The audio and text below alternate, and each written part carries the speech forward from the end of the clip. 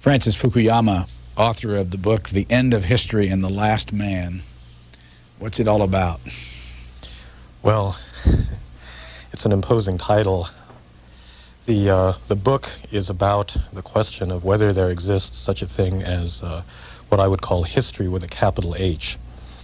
We usually associate history with just the routine flow of events, you know, the war in the Persian Gulf, the fall of the Berlin Wall.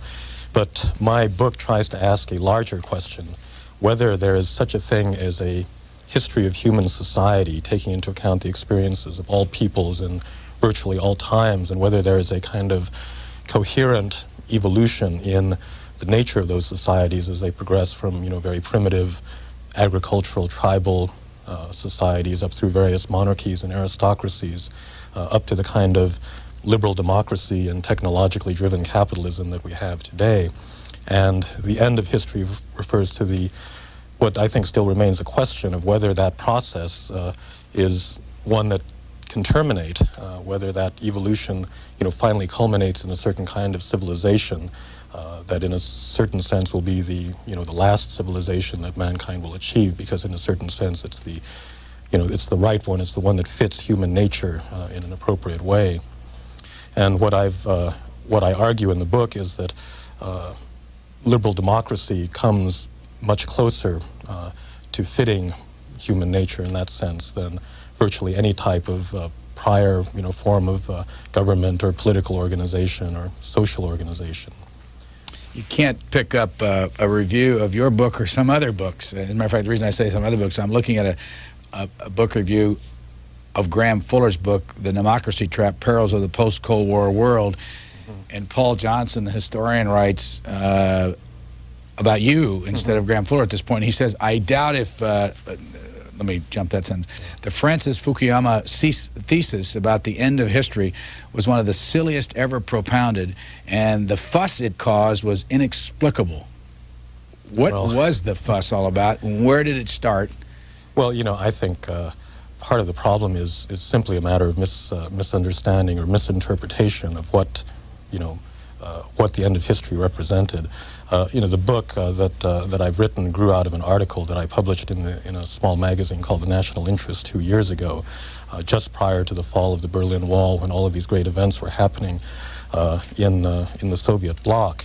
And what I was referring to was really the growth of a kind of universal consensus on the justness or the rightness of the principles of liberal democracy, that was really the remarkable fact about our world, and certainly not that events would somehow, cease to happen. But I'm afraid that, what happened was a lot of people, perhaps including people like Paul Johnson, simply saw the title and they said, well, what's this? I mean, it's absurd, history is not going to end.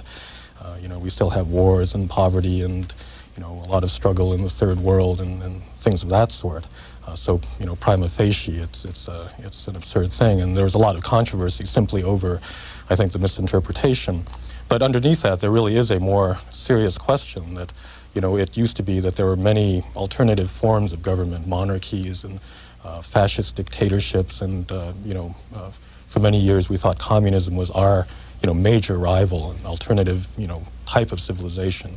And one by one, in this century, every one of those has collapsed.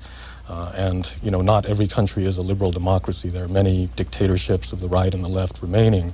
But, as a systematic idea that has some dynamism and some real vitality, liberal democracy is really all there is now.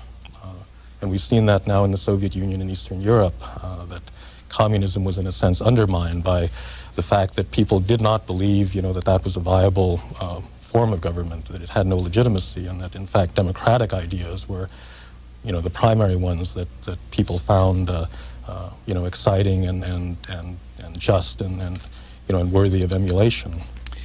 When you say liberal democracy, what do you mean by liberal democracy? Well, it's an important distinction. I mean, democracy, we have a good sense, it means something like elections, multi-party, secret ballot elections, but the kind of society we live in is a liberal democracy. It's elections plus guarantees of certain, fundamental rights of individuals, like freedom of the press, freedom of religion, freedom of political association, and most importantly, the freedom to participate, in the political system. And so, a true liberal democracy has to have both, the election side of it and the constitutional or legal guarantees of individual rights. And when those are brought together, I think you have, the essence of contemporary political systems.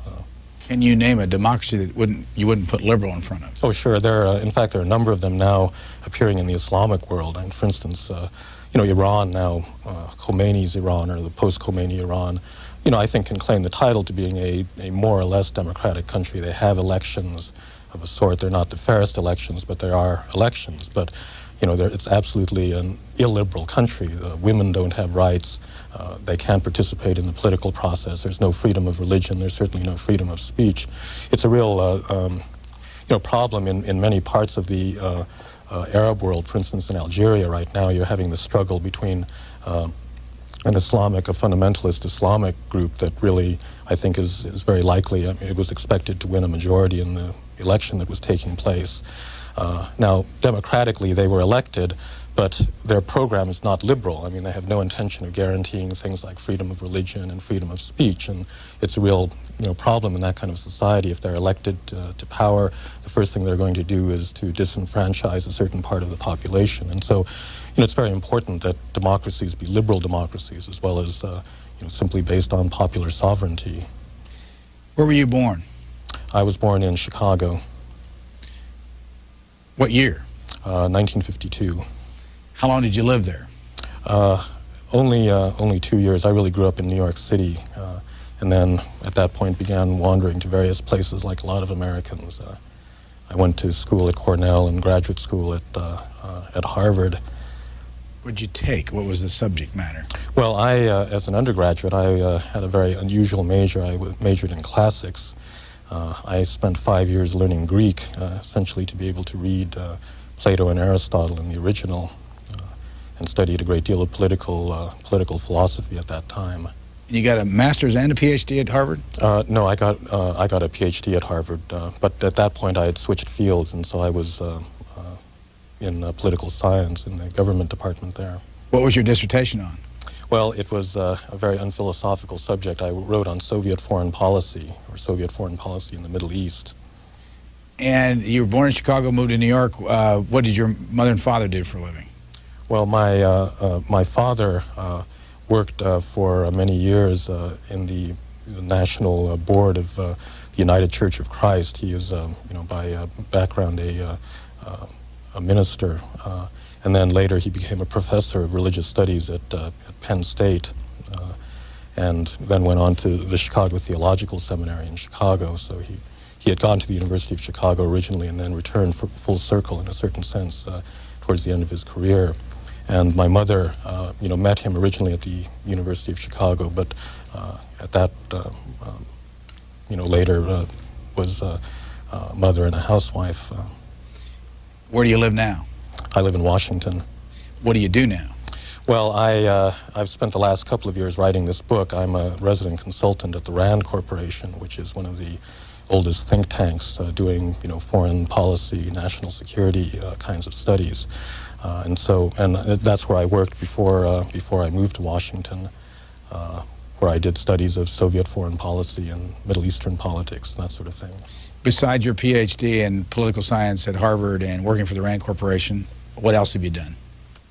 Well, I have worked in the State Department. I was there twice. I was there in the early 80s on the policy planning staff, which is, it's a small office that's attached to the Office of the Secretary of State that's supposed to give advice on, long-term foreign policy, ideas. So I was there in the early 80s, and then I returned in 1989, and I was a deputy director in that same policy planning staff. But my second State Department career was cut a little bit short by the publication of the original article on the end of history, which led me to write the book. Was it cut short by your decision or by the decision of the State Department? No, the State Department had nothing to do with it. It was a completely voluntary decision. I simply thought that writing the book would be an opportunity in a certain sense that would be very hard to pass up. Whereas you can be a bureaucrat anytime you want. When you wrote the article, The End of History, and published it, were you still a member of the State Department staff? Well, I had written the article actually when I was at the RAND Corporation before coming to the State Department. And it was in the works when I, came to State, and then all of a sudden in the summer of '89 when I was serving official, it was published, and then all the, the hoopla and reactions to it started. So I was in the department at that point. Did you have any pressure when you were in that department that said, look, this is too hot a deal, it'd be better off if you weren't here? No. I was working indirectly for Secretary Baker at the time, and he took a very, I think, tolerant attitude, as did my immediate boss there. Is Fukuyama Japanese by ancestry? By ancestry, yes. How far back do you go before you have people that were born in Japan?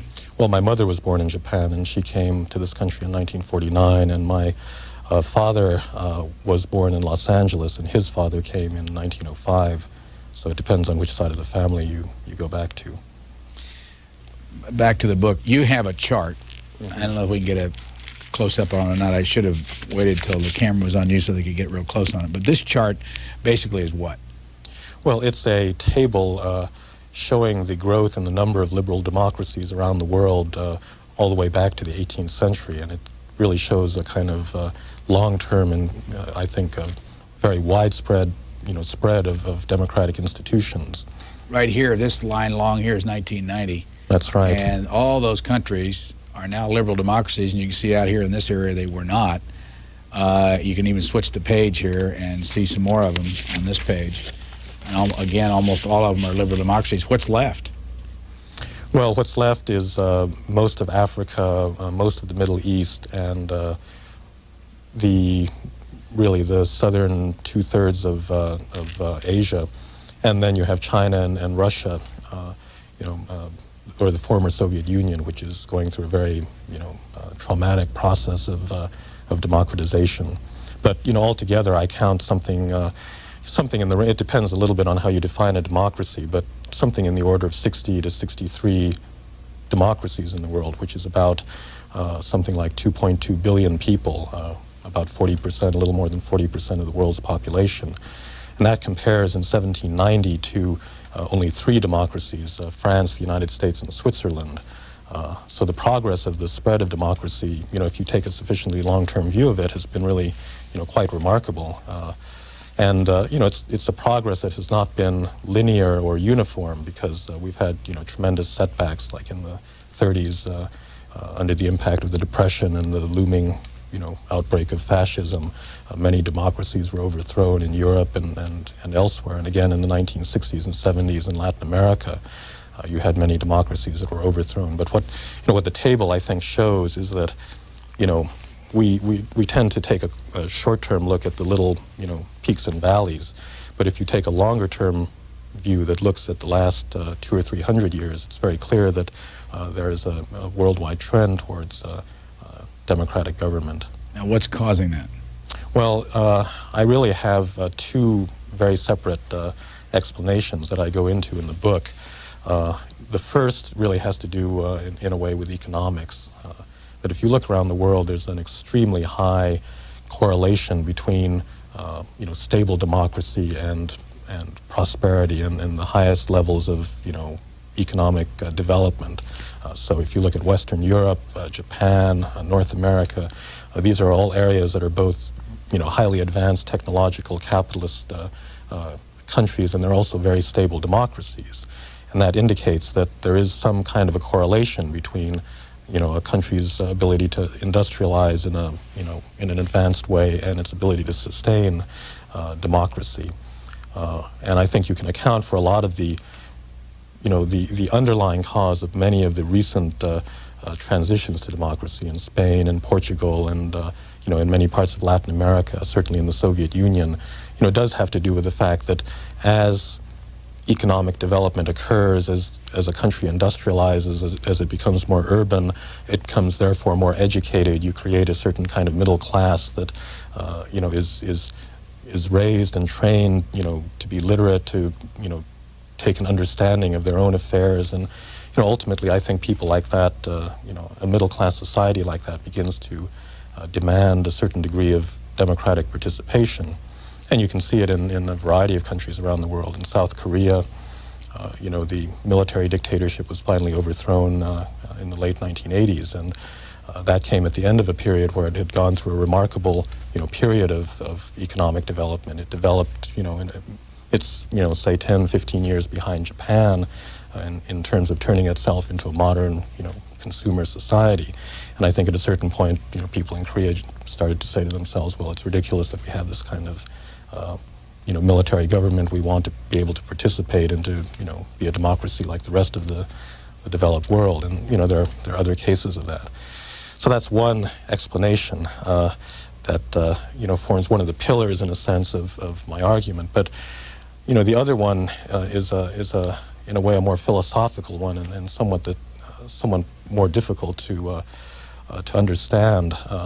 You know, these economic explanations for democracy, I think, are ultimately not really satisfying because, you know, in the last analysis, people don't want democracy for economic reasons. I mean, you can have, you know, a high-growth society without a lot of political freedom. I mean, there are a lot of countries in Asia, you know, Singapore and Thailand and so forth, that are like that. And I think that, you know, if you look more deeply at what it is that drives societies to want democracy, you always end up with a non-economic cause. And for that reason, in the book, I go back to the German philosopher Hegel rather than, you know, to Karl Marx with his economic theories of history. And, you know, the reason for going back to Hegel is that Hegel had a theory of history, a theory of how human societies progress and evolve into higher, you know, forms of organization that was based not on economics, but on what he called the struggle for recognition. That is to say, a completely non-economic goal that we as human beings want to be recognized as, you know, as human beings with a certain dignity and human freedom. And it is that, you know, search for recognition that leads to the relationship of masters and slaves. It's that lies behind, in a certain way, religion and you know, movements like nationalism, but that ultimately, you know, that's also the way to explain democracy.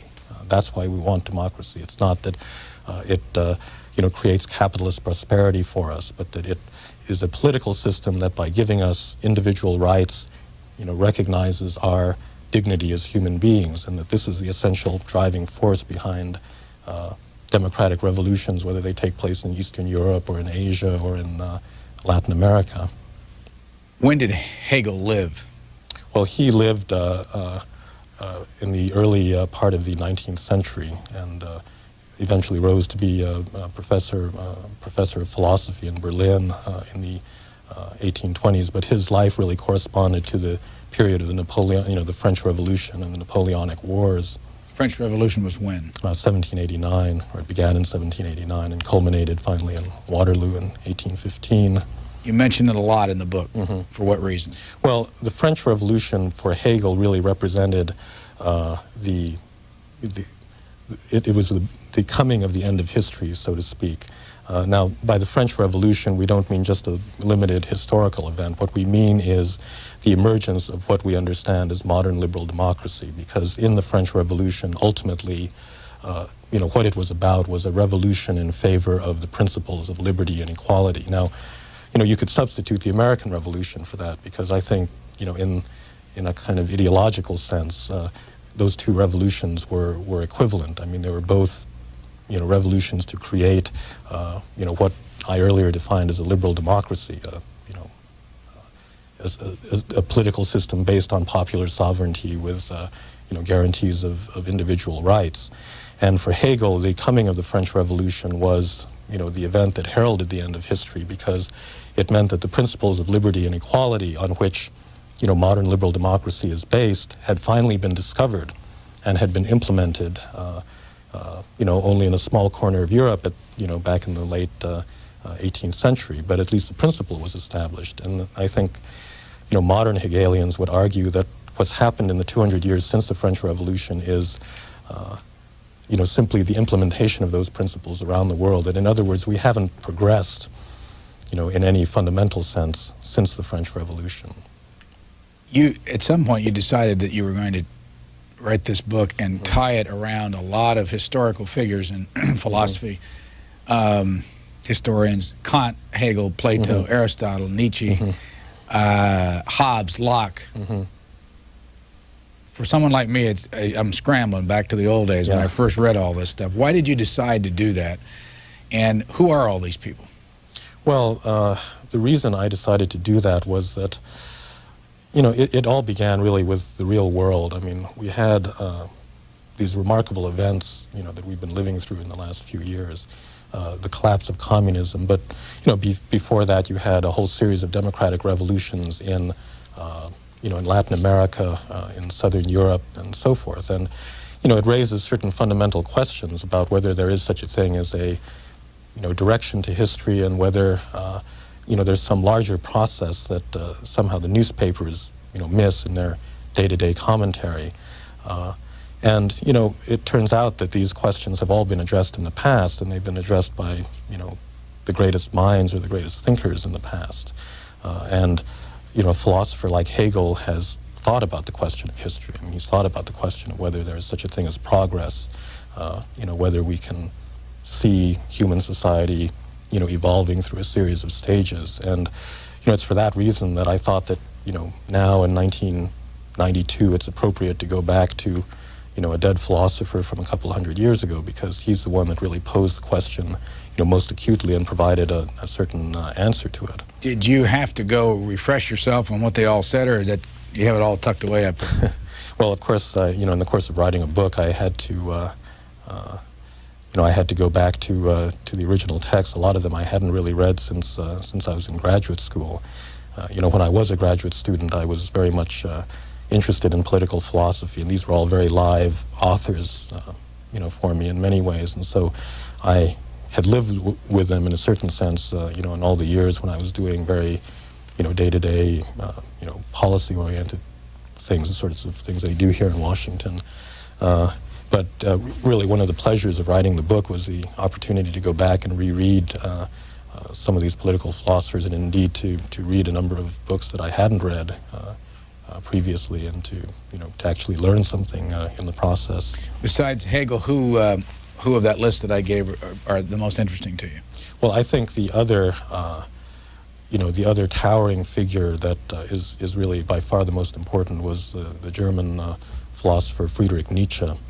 And it's from him that the part of the title, The Last Man, comes, because he, in a certain sense, was the philosopher that argued that, well, yes, if there's been historical progress, perhaps, but it's led not to, you know, greater human happiness, but to a total disaster. And in a way, the book is about, you might say, a dialogue between these two philosophers as to, you know, how we ought to evaluate the goodness, and you know, how satisfactory is, you know, is our society at the end of history. How about your own political philosophy at this stage? What would you call yourself? Well, I call myself a liberal in the classical sense. That is, I believe in, you know, in liberal democracy. I believe, you know, very firmly in, you know, the need for human beings to govern themselves according to, you know, the rules of you know, constitutional government. And you know, in contemporary American politics, you know, in a sense, we're all, you know, liberal Democrats, but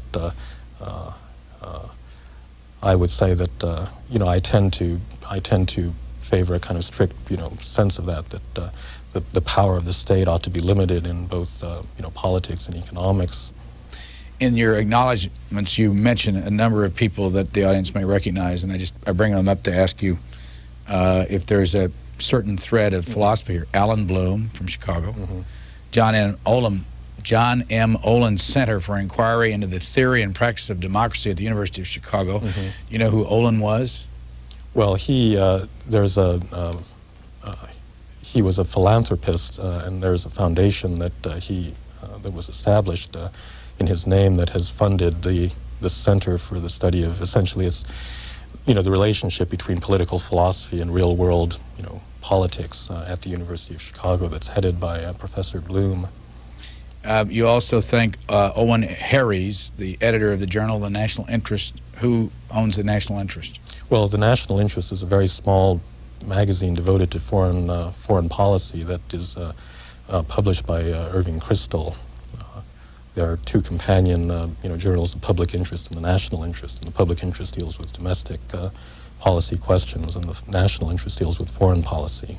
And how would you describe Irving Kristol's philosophy? Well, it's, I think he's generally thought of as a so-called neoconservative. That is someone that became conservative in a certain sense, I think largely for foreign policy reasons, in the course of the 60s and 70s. And that's largely the perspective of the national interest as well. You also say most important of these has been Abram Shulsky, who will find many of his ideas and insights recorded here. These are people that you've had conversations with. Who is Abram Shulsky? Well, he was also a student, like I was, of Alan Bloom's back at Cornell, and then he went to the University of Chicago, and he's a close friend of mine who currently works for the U.S. government here in Washington.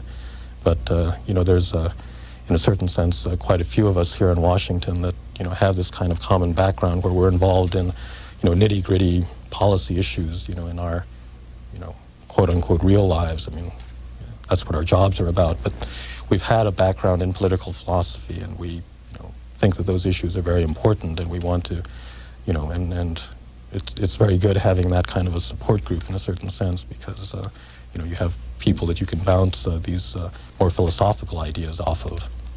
You dedicate this book to Julia and David. Who are they? My daughter and my son. How old are they? Just 3.5 and 1.5 at the moment.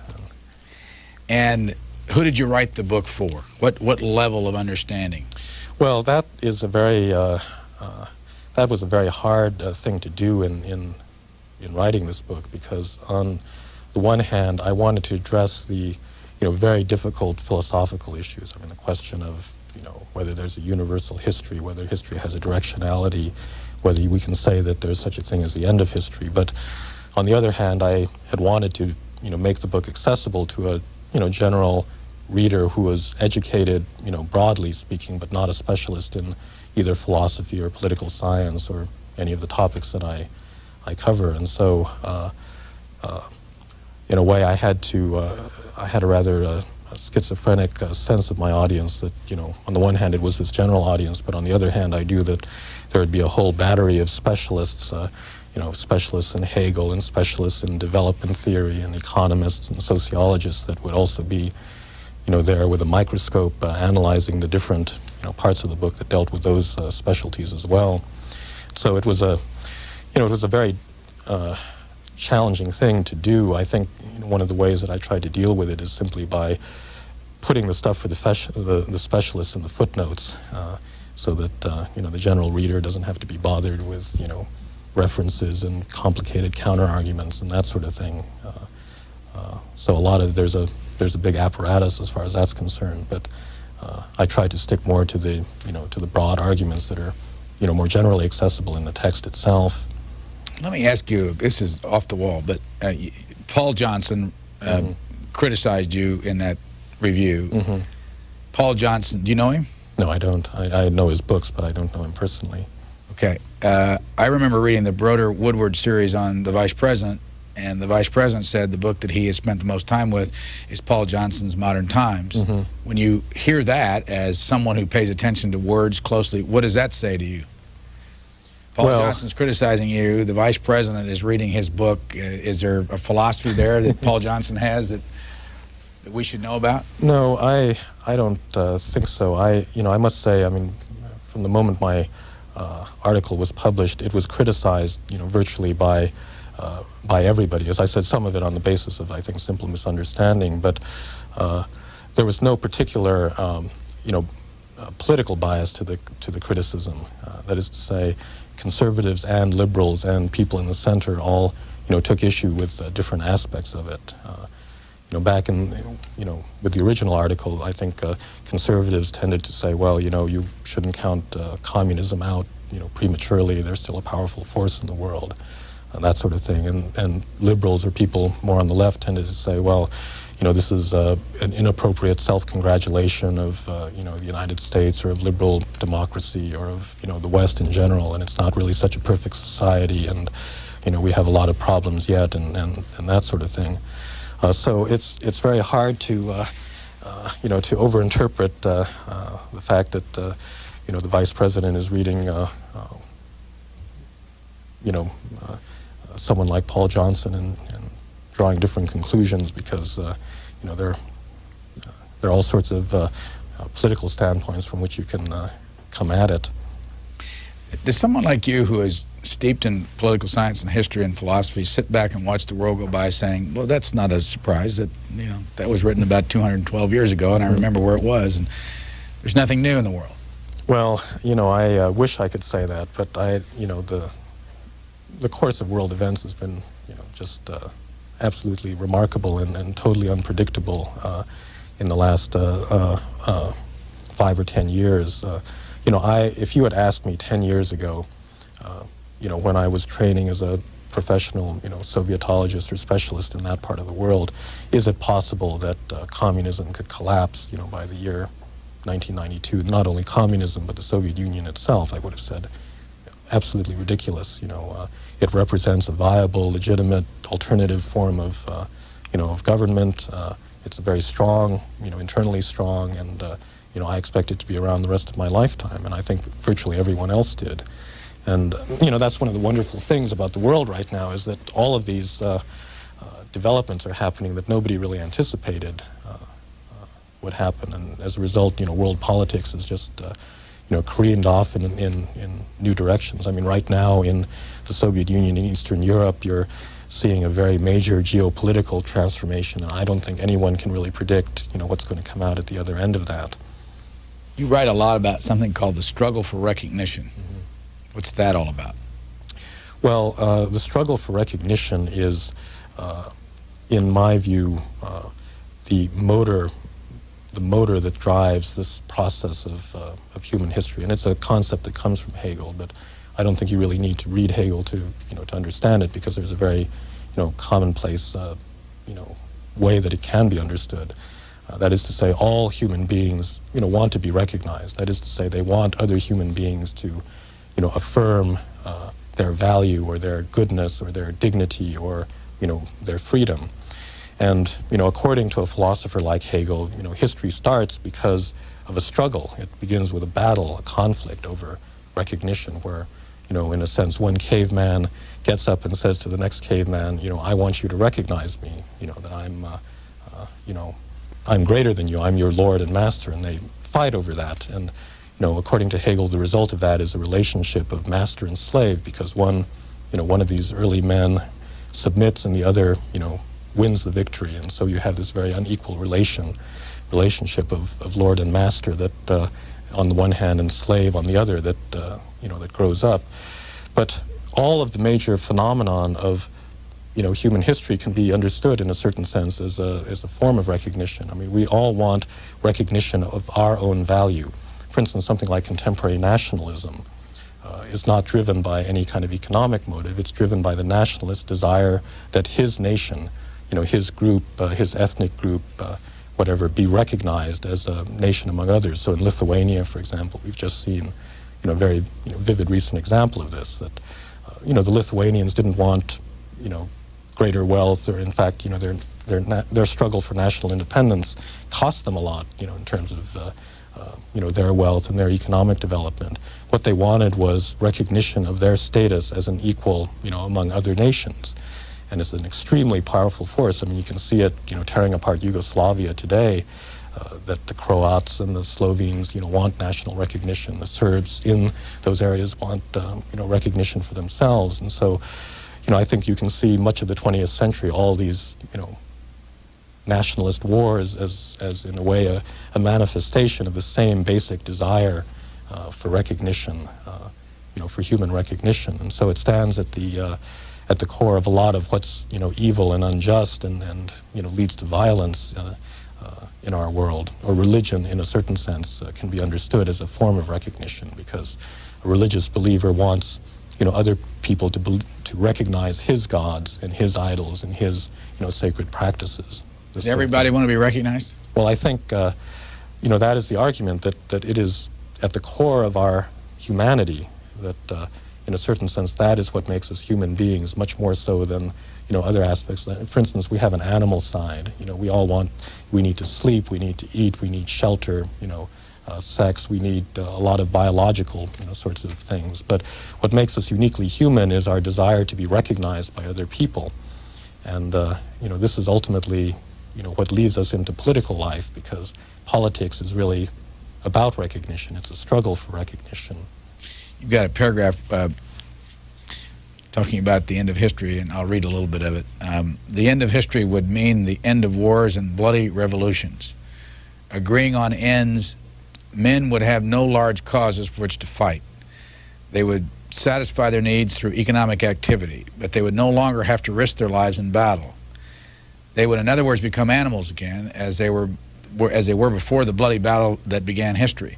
A dog is content to sleep in the sun all day, provided he is fed, because he is not to sleep in the sun all day, because he is not dissatisfied with what he is.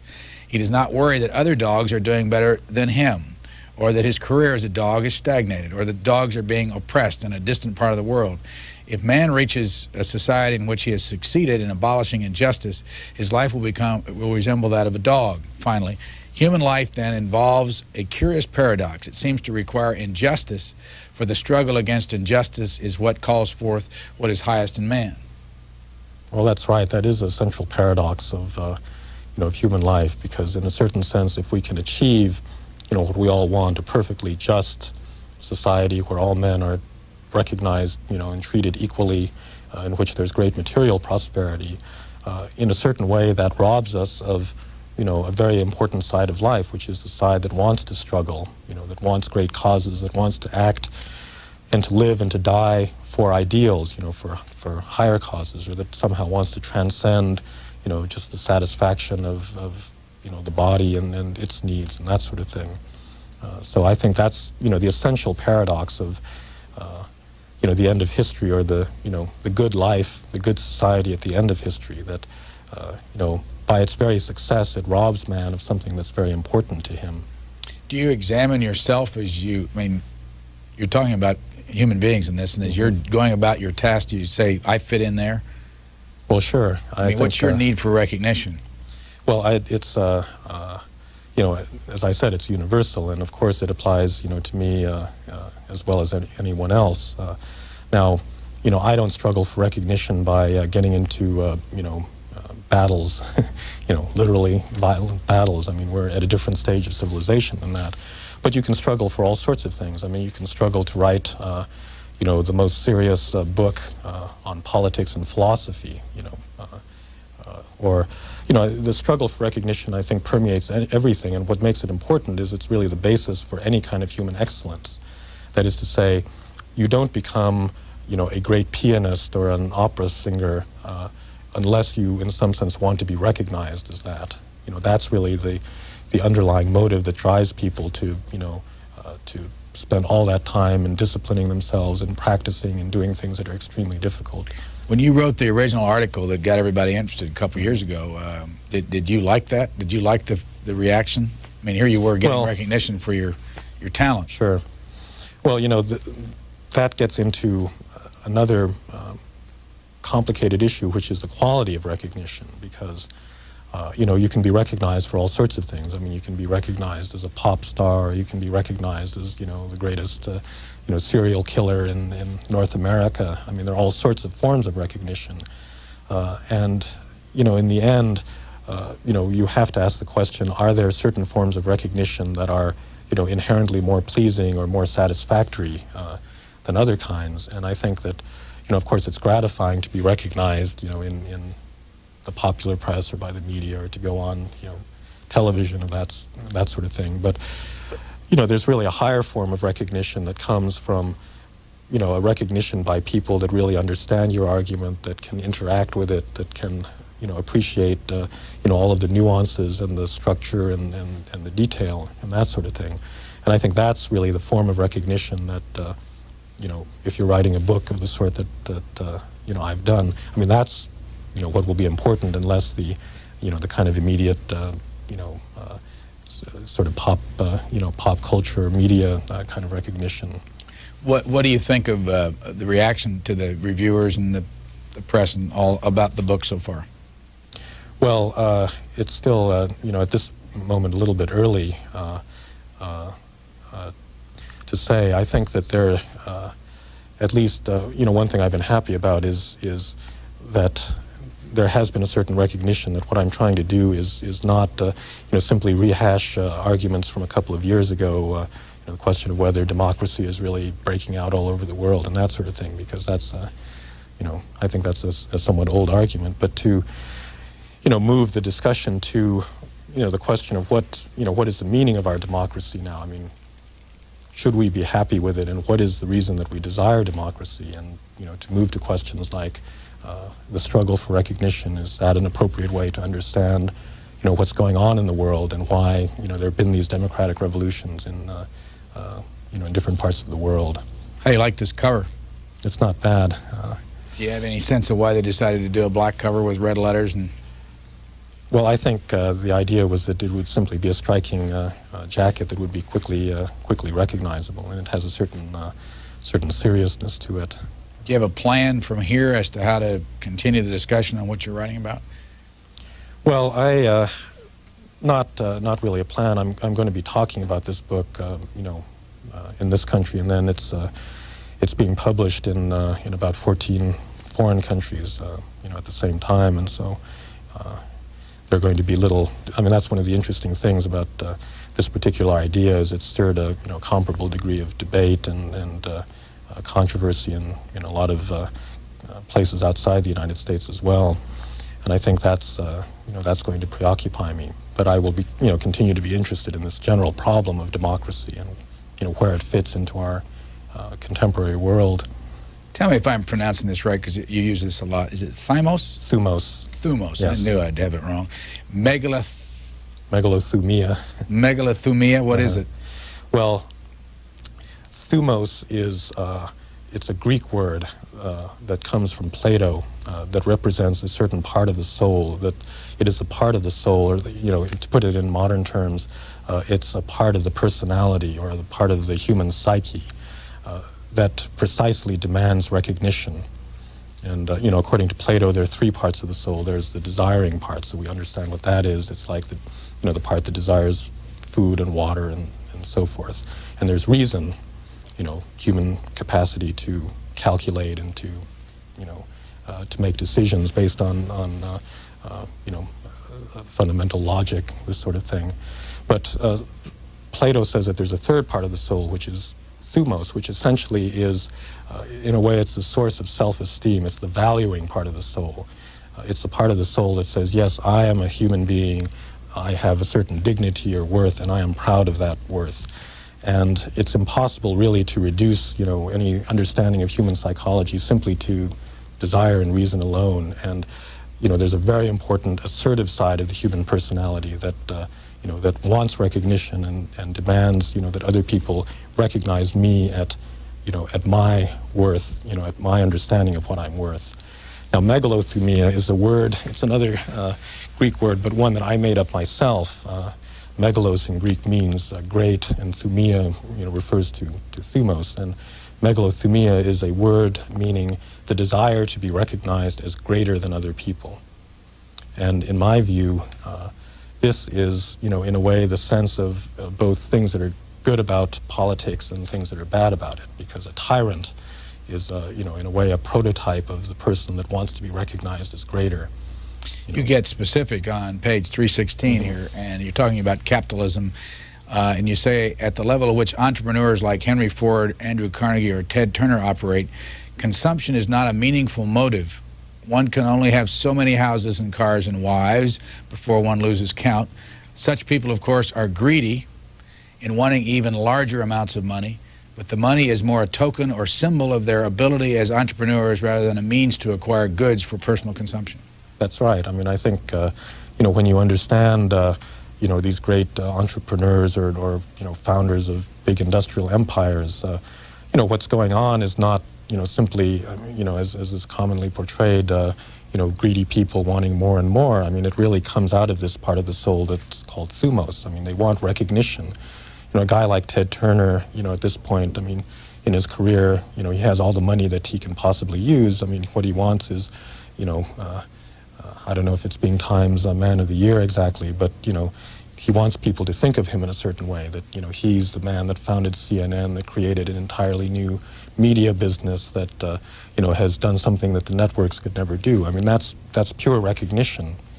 You also write later on, it says, it is in the very design of democratic capitalist countries like the United States that the most talented and ambitious natures should tend to go into business rather than into politics, the military, universities, or the church. Mm-hmm. Why? Well, I think that's right, because, if you say that, we are potentially threatened by would-be tyrants that have this megalothumia, that want to be recognized as greater, it is much safer if they become Ted Turners than if they become, let's say, politicians or military, people that will, turn their desire to be recognized as greater into, some political, movement or cause. In a way, it would have been much better if, if Hitler had stayed out of politics and gone into the sign painting business and then become the Ted Turner of, of house painting in Germany in the 1920s. I mean, he would have made a lot of money. He may have gotten quite recognized as a very innovative, house painter or whatever.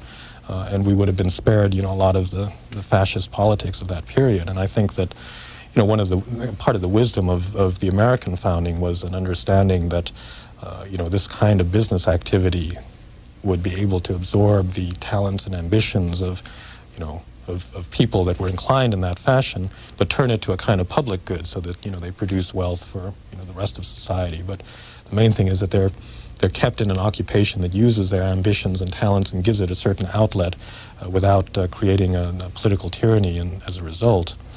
Later on, I'm going to leave something out here, and you may want to fill in the blanks. The result is that modern leaders seldom rule, They react and manage and steer, but are institutionally restricted in their field of action so that it is hard for them to leave their personal imprint on the people they govern.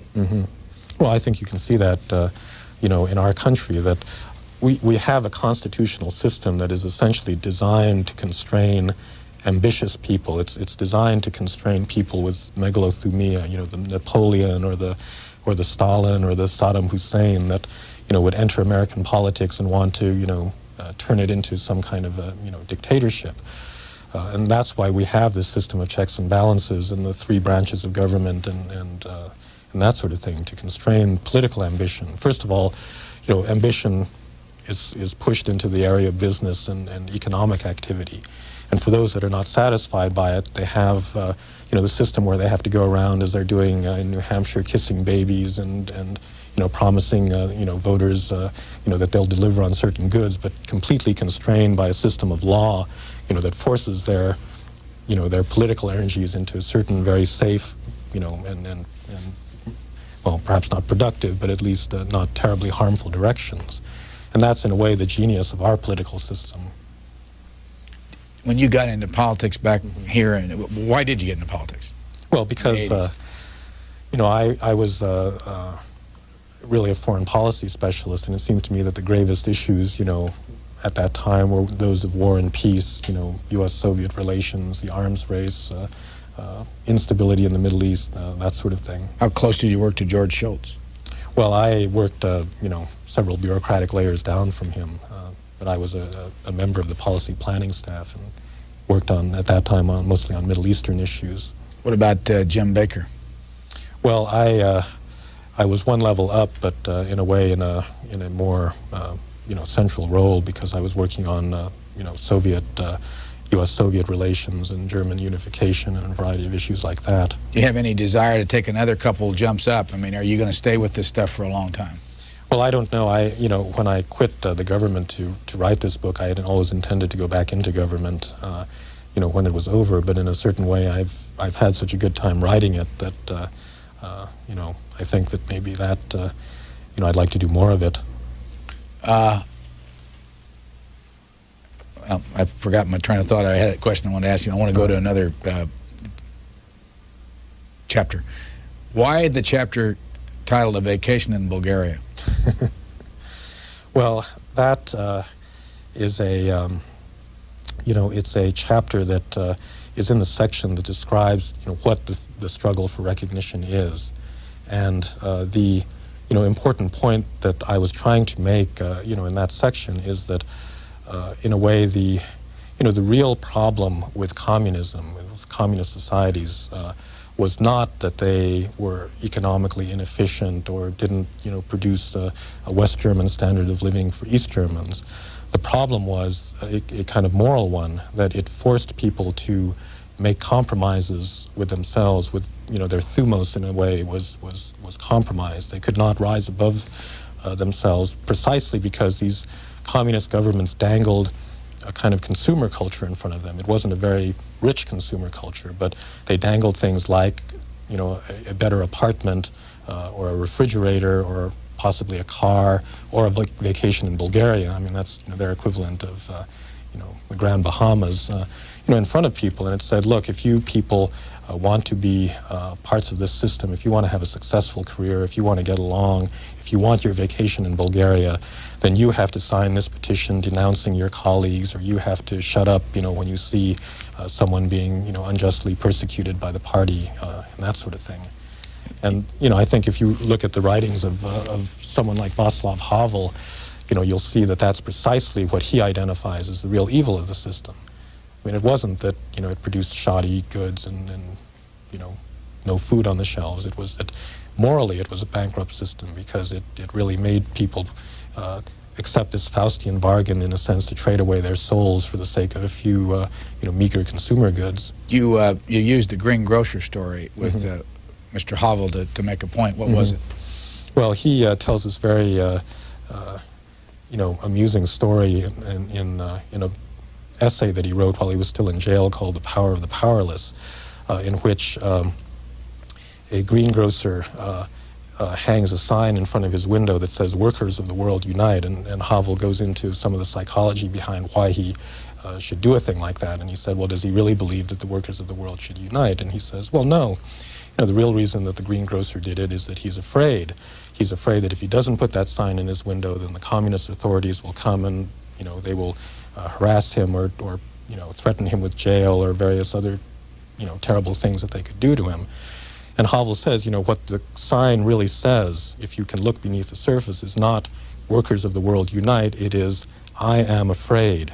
I am a humble greengrocer living in this political system, and I know that if I don't go along, I will suffer the consequences, and therefore I'm obedient, and I want to show my superiors that I'm obedient." And so in a way, I mean, this is a way of his demonstrating, the moral complicity that was required to, live in that kind of society. And he said that, people could avoid facing up to that because they put up a high-minded slogan like "Workers of the world unite," and they, because of ideology, they could tell themselves, well, I'm not really compromising my moral worth. What I'm doing is, saying some high-minded slogan. But nonetheless, that compromise existed, and that was the real, that was the evil of the system.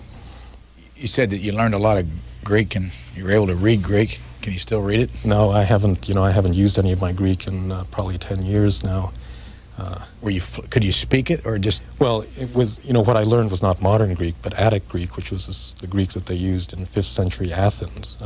And today nobody really knows how that was pronounced or spoken. And it's quite a bit different from modern Greek, but I could read it pretty well. How many languages can you speak? Well, I can speak French and a bit of Russian, and then I know, a smattering of other languages.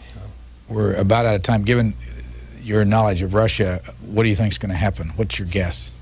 Well, I think that they are in for a terrible time, not on a political level, because I think that, with the Union, the emergence of Russia and these other republics, they've achieved a certain way, a kind of precondition for the emergence of real democracy in that region. But the real problem is going to be this terrible, terrible economic transition, that I think everybody has agreed in that part of the world that they would like to be, a capitalist, a prosperous capitalist country like West Germany or France. The trouble is that to get from here to there requires, now this period of price, liberalization and inflation, and in a country that doesn't have any, food on the table. So I am actually rather pessimistic in the short run as to, what's going to happen in that part of the world. I expect that there could well be, many further political explosions as people simply don't have a way to feed their families. Do you think the end of history is upon us? Well, if you understand it in the specific sense that I have, yes, it's certainly been here, but it's been here for a good 200 years and we just haven't realized it. The book is called The End of History and the Last Man, and our guest has been Francis Fukuyama, the author. Thank you for joining us. Thank you.